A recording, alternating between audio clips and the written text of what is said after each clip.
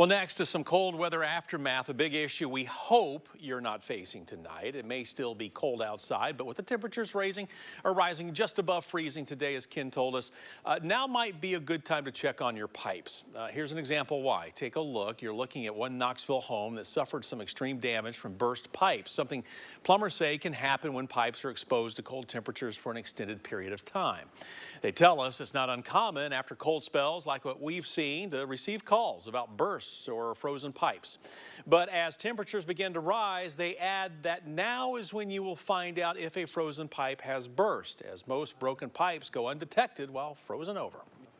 Yeah, unfortunately, there's not a lot that the average homeowner can do to mitigate that once it's happened. At that point, it's really about preventing future damage and getting the ball rolling as far as fixing what's already occurred. If you do notice that, the best thing to do is, if the water hasn't been shut off already, make sure that it does get shut off. And then from that point, you want to call a professional, plumber, somebody like us, pipe wrench, and have us come out. When a pipe freezes, there's not much a plumber can do until it thaws. However, we're told you can speed up the thawing process by opening your cabinet doors, turning up the temperature inside your home, or pointing a space heater in the direction of the affected pipes. New information on a deadly fire in Oak Ridge tonight. Tonight, we know the name of the woman killed, Nancy Santos. According to a news release, Santos was 92. We showed you the burned house on Sheridan Circle last week. The Oak Ridge Fire Department releasing Santos's name this afternoon and confirming what Santos's granddaughter told us a week ago, that Santos's daughter was in the home, but managed to get out and call 911. That fire also claimed the lives of 7 cats, 2 dogs. Firefighters say 3 additional cats were rescued. No word yet, though, on the cause of this fire. 6 News has obtained arrest warrants that shed new light on a woman arrested for killing her boyfriend. 30-year-old Ashley Sharp was taken into custody on January 19th, charged with the first-degree murder of 38-year-old Eric Leach.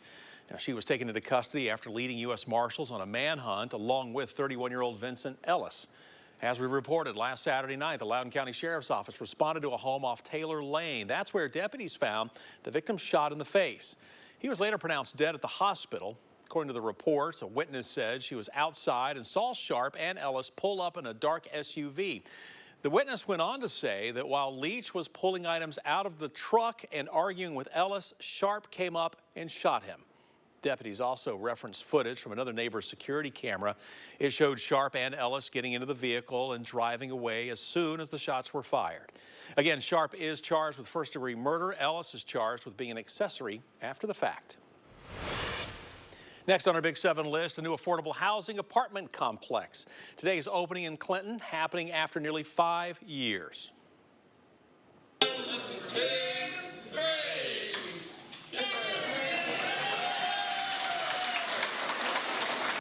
And there you have it. The Dary Loft, situated in the old Dary Furniture Building, holds nearly 40 apartments. The price to live there ranges from $796 for a 1-bedroom to just over $1,300 for a 3-bedroom. One of the developers of the building is saying that the process was long and arduous, but they were able to overcome the challenges thrown their way. If you know the story of the project, it started in 2020. We actually signed a contract on the building in 2020, and 3 months later, COVID hit. So I don't think there's another project in the state of Tennessee that probably had as much adversity to overcome as this project. So here we are 5 years later, finally cutting the ribbon. It feels great, and it really feels great for the city of Clinton.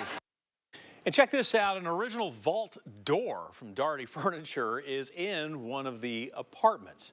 It will unpack more on this development project for you coming up on 6 News tonight at 11 o'clock. Big decision on a case we've been following for you. Knox County District Attorney General Sharm Allen has now decided that no further investigation is needed after a man died at the Roger D. Wilson Detention Facility. An autopsy revealed David Batts likely died from meningitis. Fentanyl was also found in his system. Bass was arrested for assault earlier this month. He died after his lawyer said he was tased and hit multiple times. However, a final autopsy report is needed to confirm if this was a factor in his death. As of now, no homicide charges will be pressed against the officers involved. Meanwhile, tonight we are learning Batts' family has retained Ben Crump as an attorney. Crump is a civil rights attorney who was involved in the George Floyd and Tyree Nichols cases.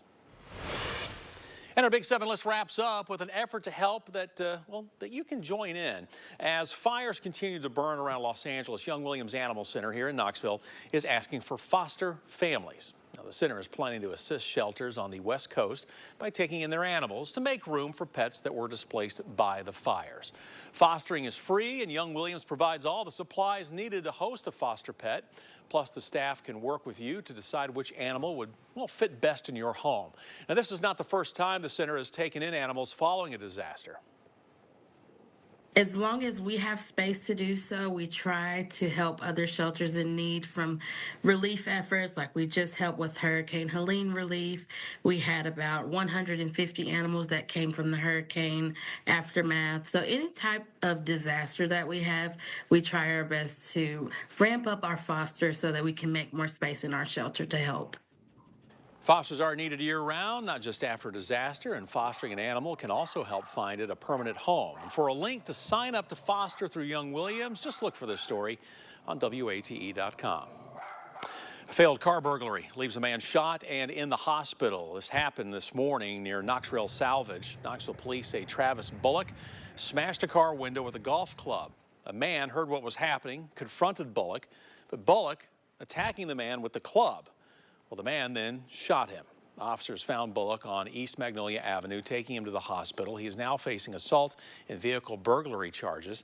The man who shot him is fully cooperating with police as they continue to investigate tonight.